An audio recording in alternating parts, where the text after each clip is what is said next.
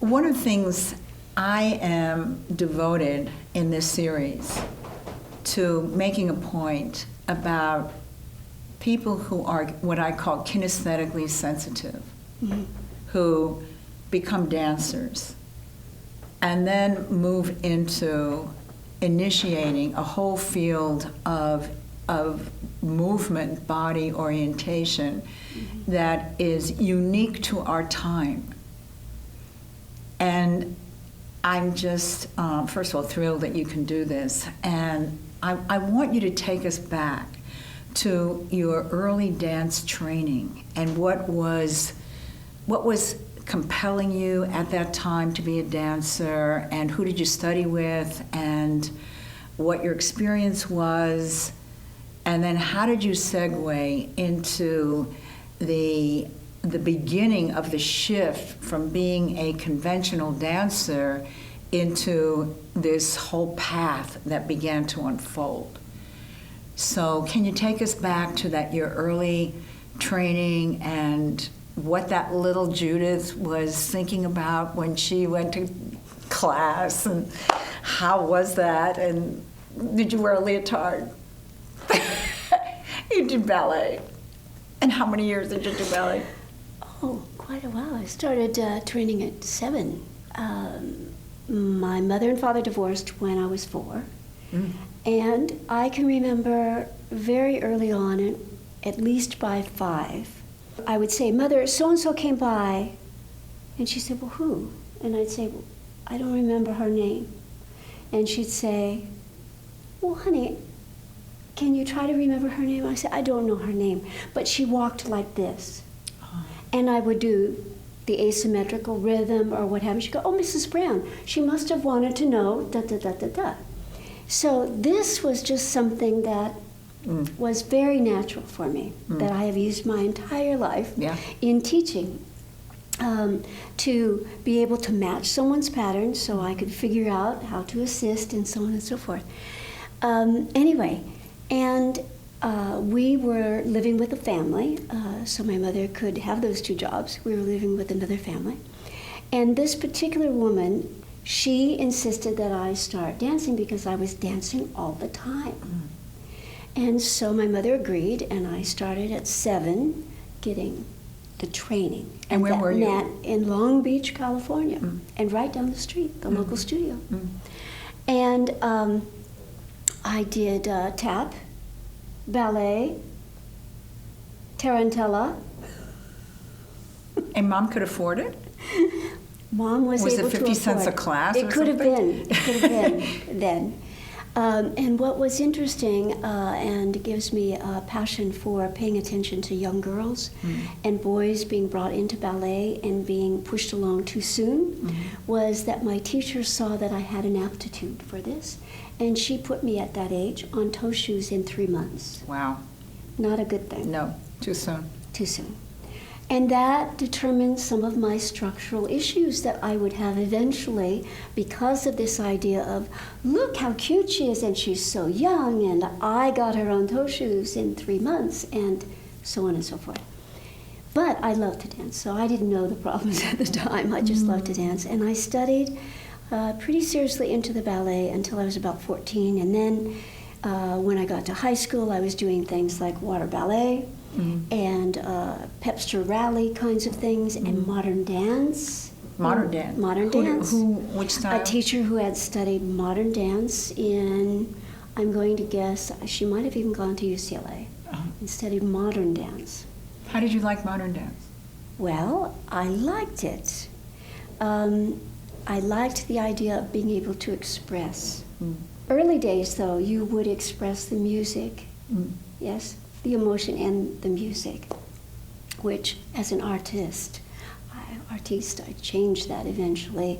61, I started at UCLA, and I studied dance. And who did you study with there? You know, Alma Hawkins was the head chairperson, and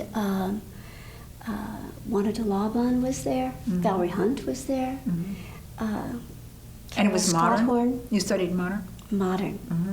So I went from the Was Marion Scott teaching at that time? No, no, not at that time. No. Okay. It was later. And one of the fun things that I've been looking forward to telling you, it could have been the summer of 62, sounds like a movie, could have been the summer of 62 or 63, that a gang from UCLA dance department and I went to Anna Halprin's, happening in San Francisco, actually in Berkeley, and it was avant-garde. It was so amazing that it gave me this moment, like a springboard for how unusual my dances could be. And I'll tell you a little bit about them afterward. But she did this happening at a parking structure at the University of California in Berkeley. And it was somewhat like a morgue experience. The ritual was, so you 20 people will drive cars. You 20 people will be corpses in the back seat. You 20 people will greet the car as it pulls through very slowly. You 20 people will open up the door. You will lift out the body. This body is to roll down the ramp at its own pace, and so on. This entire parking structure and the block around it was involved with maybe, I don't know how many hundreds of people, and we all had a task. And we were all connected for this length of time, maybe 3-4 hours, in this ritual, as she can do like no one else. It was absolutely fantastic. Wow. Absolutely fantastic. And I should drop her a note about that as well. Anyway, and so I was always interested in expression, communication, how the body communicated in stillness or in motion, so that children know very quickly when the parent is here, there's a large communication going on. And some families, you know, my Italian friends, that their gestures are so great, you know, for the same thing that someone's mother could do like that. So I was fascinated in the spectrum of stillness to motion. And so my thesis, when I got on to my master's, was, in 65, was dance as directed communication in stillness and in motion. And they didn't know what to do with me, so I had to have the theater department as part of my thesis, the psychology department, and the dance department. And I did two pieces, where I was interested in breaking down the walls with the audience. One of them was a comedy in which I'm always being interrupted by things going on. And in this case, besides many things on stage, I hired a band, a marching band, to start on the opposite side of UCLA campus and play Listen to the Mockingbird, came through the audience, up on the stage, across the stage, while I'm trying to do my dance. And then you heard them play all the way until you couldn't hear them anymore. And it was that idea of changing, again, this scope of the environment through sound and participation. And it's like ordinarily people would say, you know, there's a band, it's so annoying. It became part of the piece. And the second piece I did on my thesis is called Bystanders. And there was a terrible thing that had happened one time where someone had had a tragic, I don't know whether they were beaten up in New York or something, and there were a whole bunch of people standing around, and the person that went to help them didn't have any money and said, do you have a dime? I need to make a phone call to get this person help, and no one would help. And so I took that as a piece, and I started asking the audience, do you have a dime? I did a choreography that had something like this. And then the lights went up on the audience, and the lights went down on the stage, so that they became, and we started looking at them. I was interested in this idea of all the ramifications of the environment with sound and communication and so on. So that's kind of my springboard of choreography. That was the kind of things that I played with. I want to ask you, I mean, that's quite a jump from the from ballet, the classical ballet, into, but I'm very interested in the artistry that you were bringing into the whole choreographic scene, breaking walls, et cetera, and that that person who was a performer, who was involved in such a creative thing, so how did that weave itself into the kind of segue that happened later? How did that work? Well, it's interesting. Merce Cunningham came to UCLA during one of those summers, maybe 64 or something like that. And what did you think of Merce? I loved Merce. And I was one of those dancers that I could not do lyrical pieces very well. Why is that? I had too much, probably fast twitch muscle fiber. So I could do Merce's. Oh, right. Like, yeah. Yes. Like so, like in a split second, Right. I was there. And there were 70 of us in the class, and there were 3 that got A's. I was one of those people. Oh. And I thought, I wonder, I don't ever see myself as a performing artist in New York, but maybe I should go and study. And there was a saying around that time, if you can't perform, teach. Yeah. And I thought, it's really too bad that that saying is out there because I've always wanted to teach. Really? I've always wanted to teach. Well, if I can back up into high school for a moment, I was asked by the woman who was the teacher for the blind students at my high school to come and assist her. So when I first got into high school, she asked me, and I was there with her all the years that I was in high school, one class every day, and I eventually learned Braille to help the students with their homework and so on and so forth. So she watched me for several years, and then she said, so what do you want to be when you grow up? And I said, a flight attendant. You're kidding. And she said... I mean, did you really mean... She said that. She said, she thought I was joking, and I said... And then she saw I wasn't joking, and she said, why? And I said, well, I want to travel around the world, and I want to, it seems very fun, and, I've probably been on one flight or something like that.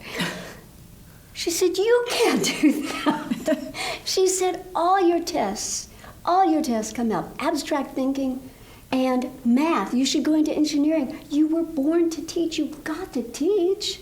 I said, really? I didn't know I had an aptitude. She said, well, I've been watching you for years. You are born to teach. So she instilled that, Mrs. Walker, she instilled that to me. And so I was often asked to teach different things for people, whether I was in college or doing a summer job. They'd say, could you show so-and-so how to... And so I realized, well, maybe I do have an aptitude toward that. So I started to teach at Long Beach Community College in 1963, and I was allowed to do at least 1 or 2 concerts a year, which I had the opportunity to choreograph as well as students. And I had some very, very fun pieces, and I loved turning Long Beach onto these ideas of breaking the walls. The lobby in the theater had black and white squares. So I created a checker game of human bodies during intermission, and the idea was the people would stand, Anna's influence. People would stand and the audience would come and tap them, and they would lean back, and they had socks on, and they'd slide them on the linoleum floor to the next place. And so they dimmed the lights, we're ready for the second half, and no one's in the audience. Okay? Someone comes up and whispers in my ear backstage, they won't leave until the game is over in the lobby. So your smart idea has slowed. The people got so involved in the checker game, they would not come back in until it was complete. Oh my goodness. So then I went to Mary Whitehouse, and I said, Mary Whitehouse is well known in this area, and she's a dear. And I said, I don't know what this is that's coming through me, but it feels like these ideas are coming through about emotion, communication, dance, movement, gesture, and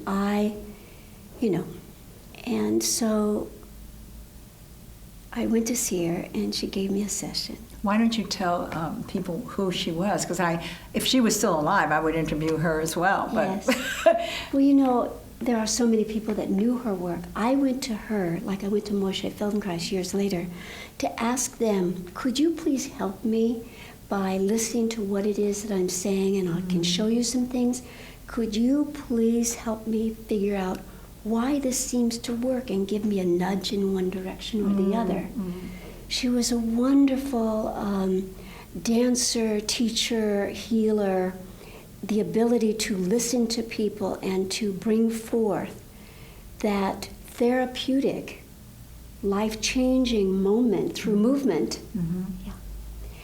And it was so cute. So at the end of the first session, she said, "This isn't what you want, is it?" And I said, "Oh, did I do something to offend you?" She said, "No, it just isn't what you're interested in. Wow. I can see that you can do what I'm asking, but there's something else." She said, "You have to start teaching it." I said, "Well, I'm not exactly sure what it is." She said, she called Kairos and put in a word for me, which was like the Esalen down in La Jolla area, and said, "I'm sending this woman to be your movement person for the weekends, and you should give her a job." How old were you at that point? Still early 20s. Okay, but I want to rewind slightly because you left us with Merce Cunningham, which is not an easy thing to leave us with. Okay, so it's very, I mean, it's very ego boosting that you were chosen To get an A. Huh? What? To get an A. Right. So, I mean, so, you know, what dripped off of him that stuck to your skin, and you know, where did that go? That flattery of, oh, you know, New York. You know, everybody knows that all the dancers should go to New York. I mean, you know, we all know that. Right. And so, I mean, so what happened there? Because you kind of left us. Yes. Well, just so you know, the A was balanced by another moment where I was in the front line of these 70 people, and he gave us something where we were to kick the leg up, and the other leg went out from under me, and I fell, and kathunk, and so, you know, they kind of balanced each other out. But in terms of Merce, he did a class on choreography, a dance machine. Do you know that as dance machines? You know, the word dancing machine makes my heart go, I mean, I just want to have a heart attack. So, Exactly. I mean, I don't, you know. But you can see that my mathematical side and system side. So you would make inside a wheel that would say a lunge, a bend, a lift, a this, a that. Outside wheel, facing north, south, up, down, outside wheel, so on. And it would be, you would spin it and you would then have to do a movement that was a bend facing north, upside down, very slowly. Wow. What I loved about it was it got me out of my preferential movement and caused me to do things I would never have even dreamt of. But you see, I want to pause here because this is a very critical thing of a person who's a pioneer who doesn't, I have a big issue with homeostasis and the power of the homeostatic familiarity, et cetera, et cetera. And what makes a person a pioneer is exactly what you just said. And I'm saying this for posterity, you know, this is archival. Yes. So it's for the people who come after us to see that you were being introduced to something that was totally unfamiliar, not your style, not anything, and you went for it full throttle.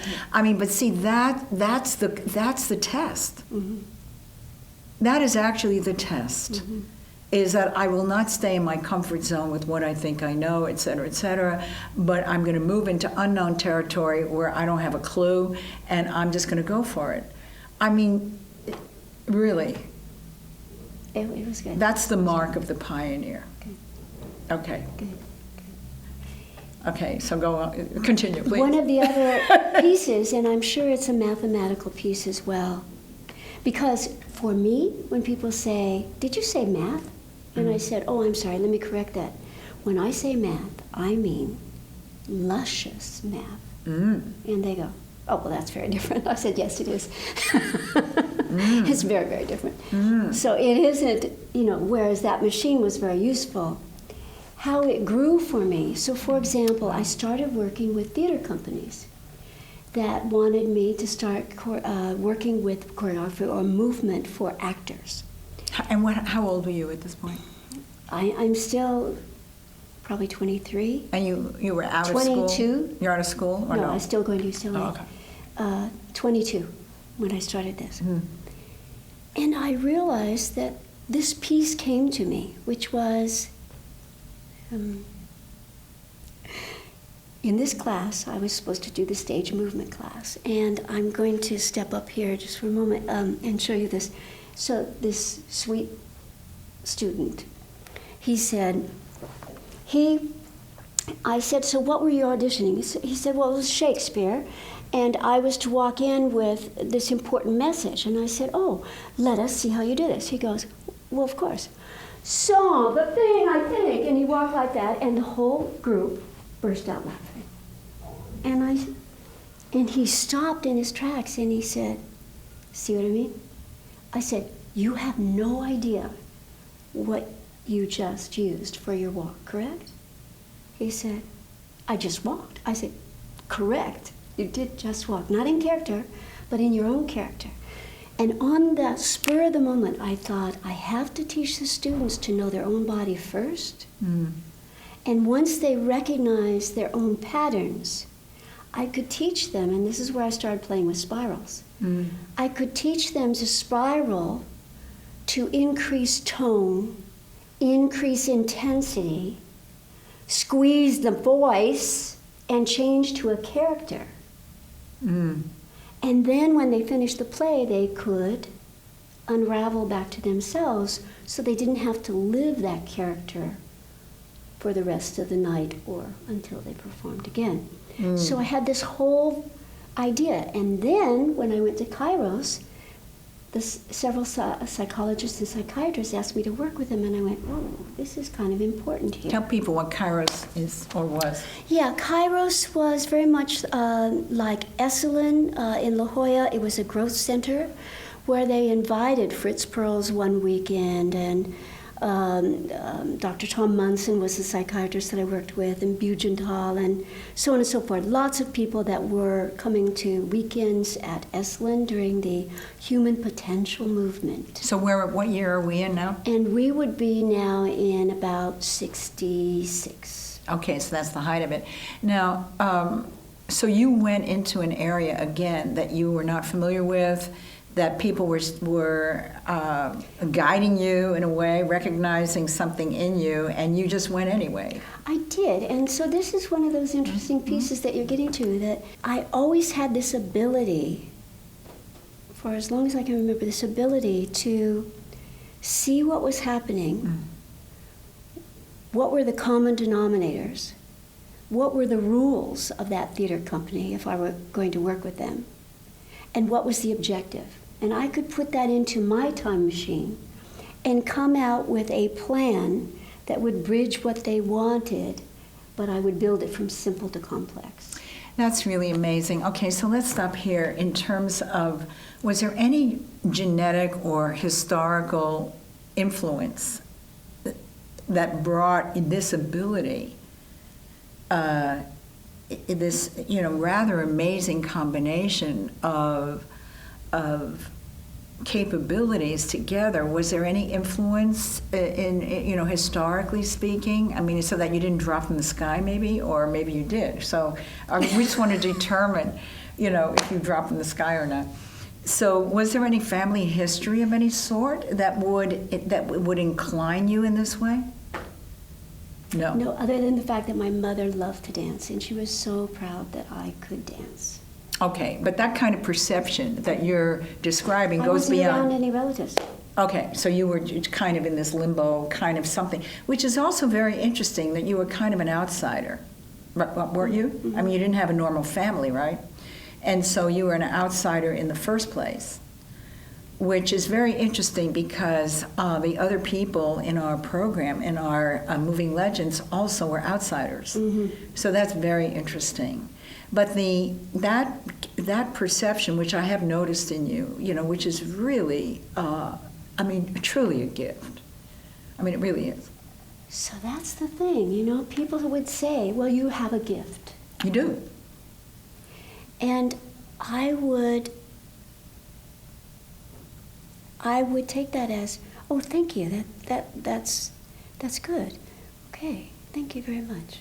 And then years go, well, you're gifted. I say, oh, thank you very much. Mm-hmm. I have a whole new interpretation on this now. Which is? This age, at this time, which is that we are given these gifts, which means we regard them very differently than it's not a feather in my cap. It's more like you're given this gift because you need to do something with it that helps other people. So you are the keeper of it temporarily as you pass it along. And somehow that feels more now my definition about the gift. With it comes a responsibility. Yeah, Yes. that's true. Wow. Okay, so now you're at Into Kairos. psychology. You're at Kairos, and you're in this situation that you don't exactly have any background for. And So that's that piece, that about the gathering of common denominators. yeah, It would give me a confidence that people would say, well, I'm amazed that you would walk into that room and be able to talk to them about that since you know nothing about it. I say, but if I can listen and see and get the rules and see the common denominators and ask questions, I just feel comfortable doing that. well, I remember a situation that you and I were in, which I can't really remember if we were at Esalen or we were somewhere, where you analyzed the movement that I was doing. That was just incredible, your perception of it. Right. It was just amazing. Well, your movement is pretty incredible. Well, thank you, but I'm just saying it was just an amazing capability to have that kind of kinesthetic awareness, which I treasure. Yes. And I treasure in you, it was just extraordinary to have that experience with you. It's interesting because I think you might agree too that I didn't know the things I wasn't supposed to do. Mm-hmm. I didn't know the rules on the outside that I'm not supposed to work with a person with emphysema with breath. Mm-hmm. His nurse was having a fit over Right. here telling my staff that, one never does that. Mm-hmm. And when he took the deepest breath he'd ever taken in the last 5 years, he said, please tell her to be quiet.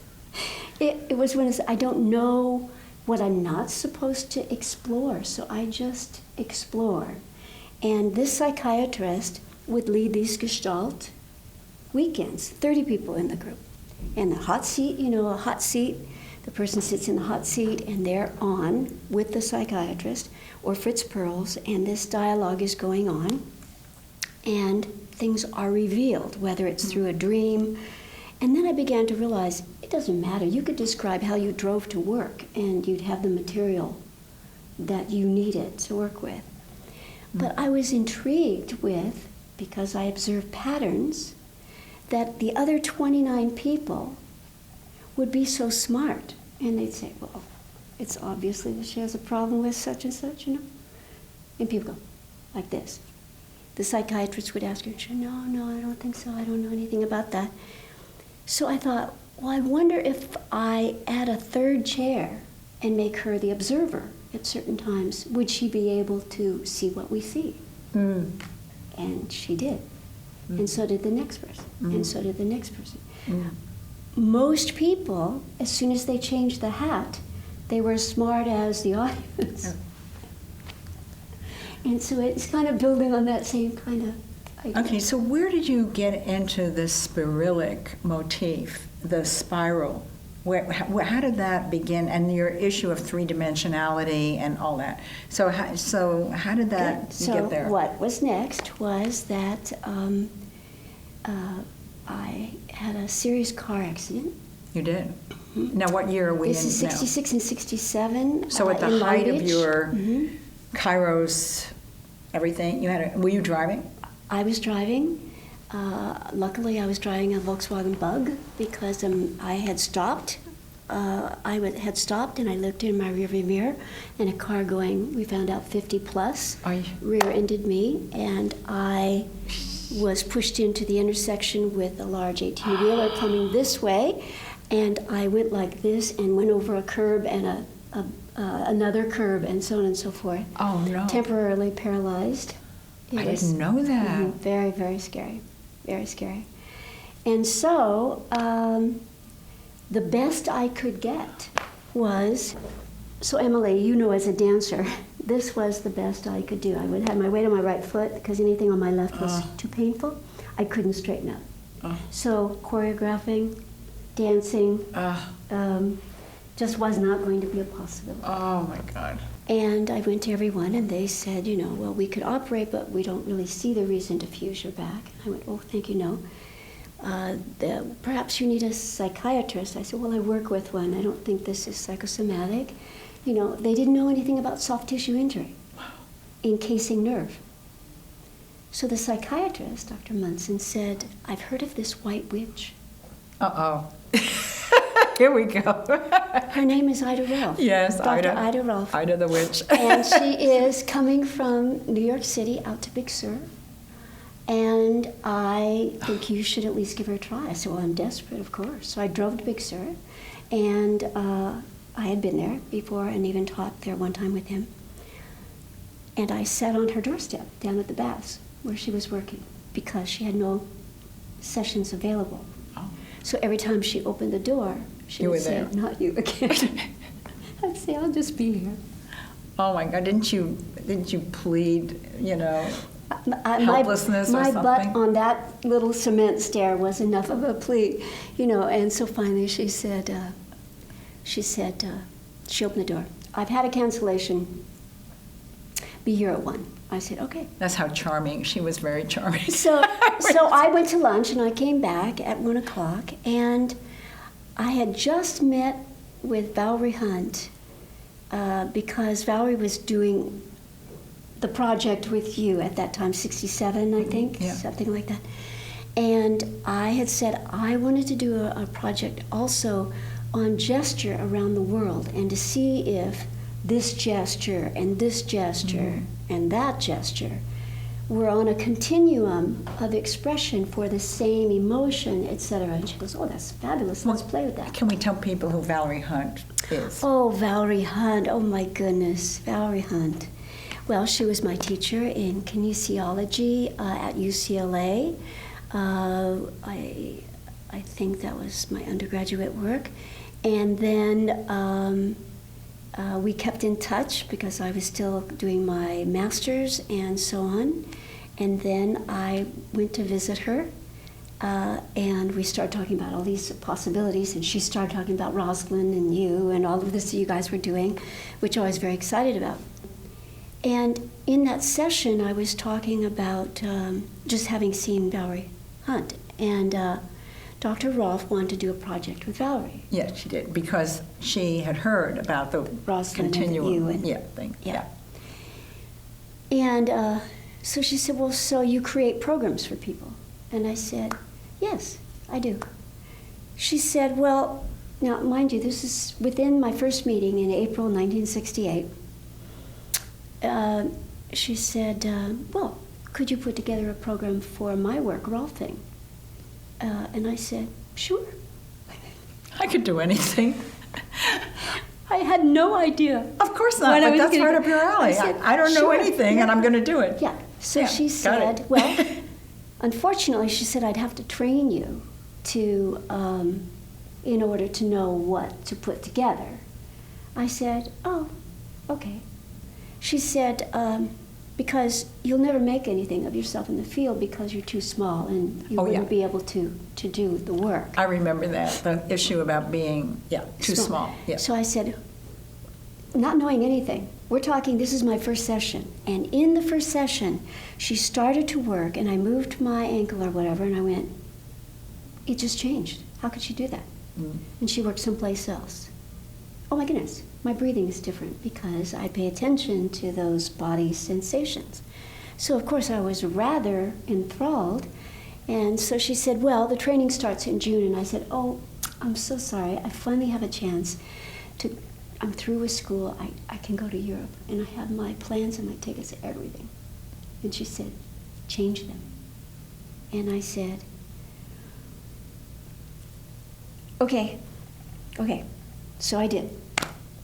Well, wait a minute. I mean, this is a major thing. I mean, this is just incredible because you're being brought into these turning points where you seem to be going in one direction, and then all of a sudden another thing opens up, and you have the chutzpah to actually feel the inevitability of your And the connections. Yeah, I mean, that's really, again, the issue of not playing it safe, of changing your plans, of being, feeling the propitiousness of a moment.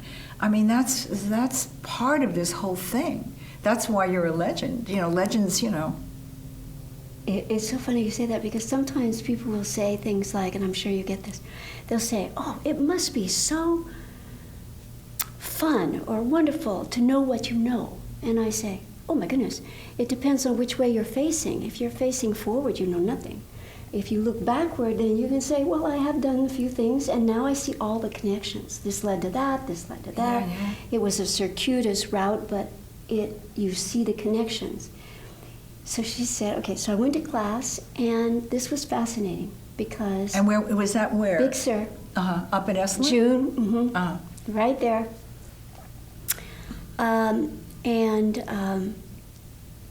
A.A. Leith Who? was in that training. A.A. Leith, and Halpern's dancer. John Graham, I think, too, maybe. Anyway, Mopin, et cetera, et cetera. And there are the other people that are getting ready to train later that are in the class. And Ida's teaching style was rather rough. No on kidding. People. It was, well, let's call it old style and very confrontational. Yes. So, you're sitting there and she'll say, okay, Judith, okay, everybody line up. You 5 people line up there. Okay, now, class, who's got the worst pelvis? And you go, oh, please don't make me have that distinction of the worst pelvis, the worst shoulder, the worst whatever, No. worst head, worst whatever. Oh, no. And then one person would be left there, and she would say, okay, so tell me what you see. And people would be just frozen with fear. And she'd say, what about the psoas on the left there? So I'd be in the back, leaning against... Trying to be invisible? Leaning against a window. And someone would be next to me, and I'd say, well, the left hip is lower. Yeah. And they'd move forward, and they'd go, well, it looks short, Ida. And she'd say, very good. And so I started inadvertently, not by I wasn't trying to do anything other than I was observing what I had trained myself to see. But people were hearing you. Patterns. People were hearing you. They were coming back. So you were like the cheat list, or whatever you call it, the cheat sheet. You were the human cheat sheet. And they felt, That's really funny. They felt reprieved because they would go, and even though Ida never taught Judith, that way. tell us what. Yeah, exactly. Oh, that's great. So what is she seeing? And What I'd is she say, thinking? Yeah, look, the whole shoulder girdle is low on the left. Okay. And so on and so forth. Anyway, and so what was interesting was that I was also her girl Friday. Slave, in other words. And I mean, I did everything. We're going to say pick up the slave. cleaners. yeah, pick up the clothes of the cleaners, do the shopping, do this, make the phone calls, do all of that as well. So on the very last day of that class, everybody left, and she walked out to the car with me. I thought, well, that's very nice. She said, I'm not going to have you continue. And I said, what? And she said, I don't think you'll ever be able to do anything with this, and I just wouldn't feel right in training you. And I remember wondering, she has another girl on Friday or something. Anyway, I said, I can't believe you're saying, you just learned this now on this day at this moment, you're telling me this?